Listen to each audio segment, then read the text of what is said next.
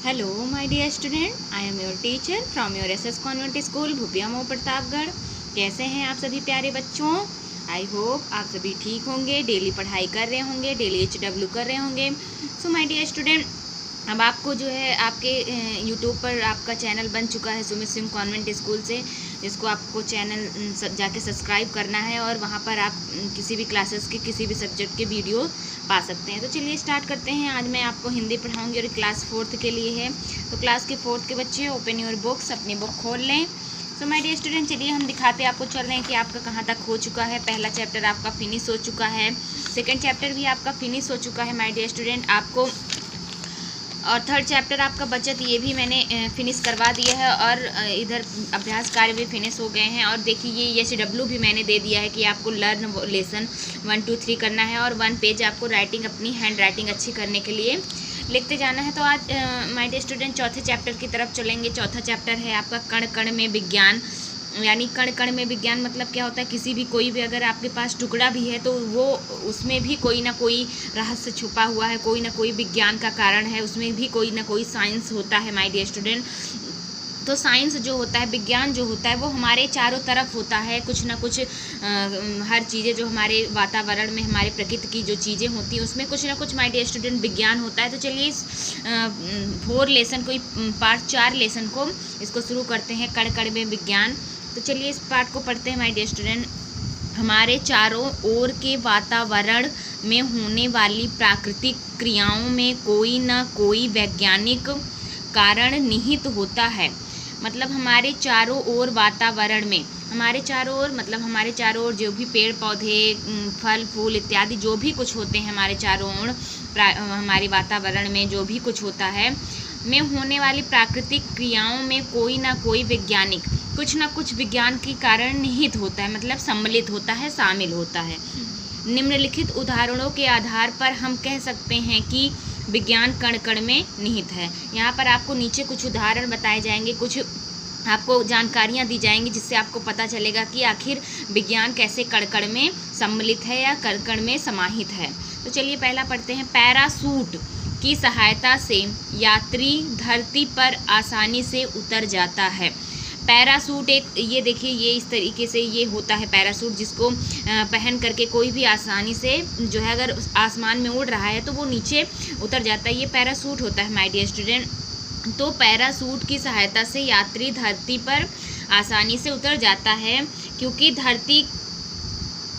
धरती की गुरुत्वाकर्षण शक्ति के कारण यात्री नीचे गिरता है। मतलब एक गुरुत्वाकर्षण शक्ति होती है हमारे धरती पे, हमारे पृथ्वी पर एक गुरुत्वाकर्षण नामक शक्ति होती है, जिससे कोई भी इंसान अगर ऊपर जाता है तो वो नीचे की तरफ गिर जाता है।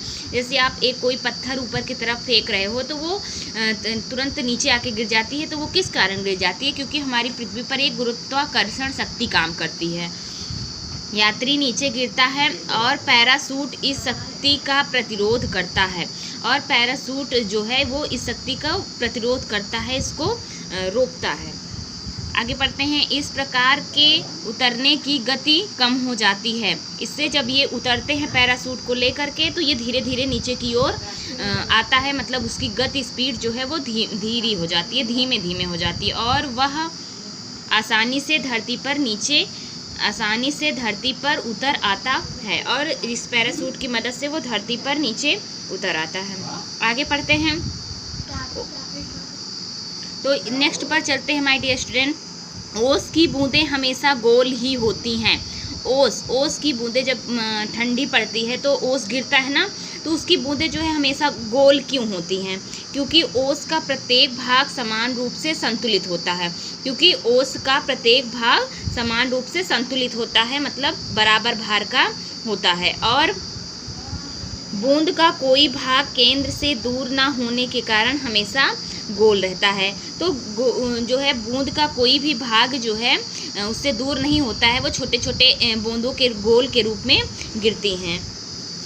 नाखूनों का बढ़ा हुआ भाग संवेदना शून्य होता है। नाखूनों का बढ़ा हुआ भाग संवेदना शून्य होता, मतलब जो नाखून बड़े बड़े होते हैं, वो जो बाहर निकला हुआ होता है, जो बड़े नाखून होते हैं वो संवेदन शून्य होते हैं, मतलब उनमें कोई संवेदना नहीं होती। अगर आप उसको काटते हैं तो उसमें कोई दर्द नहीं होता है।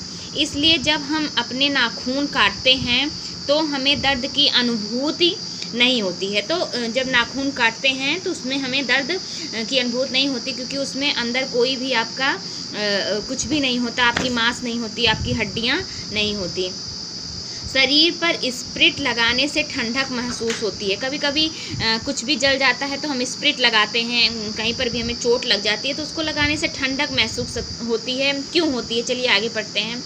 क्योंकि स्प्रिट का क्वथनांक कम होने के कारण यह साधारण ताप पर ही शरीर का ताप लेकर वायु में उड़ जाता है।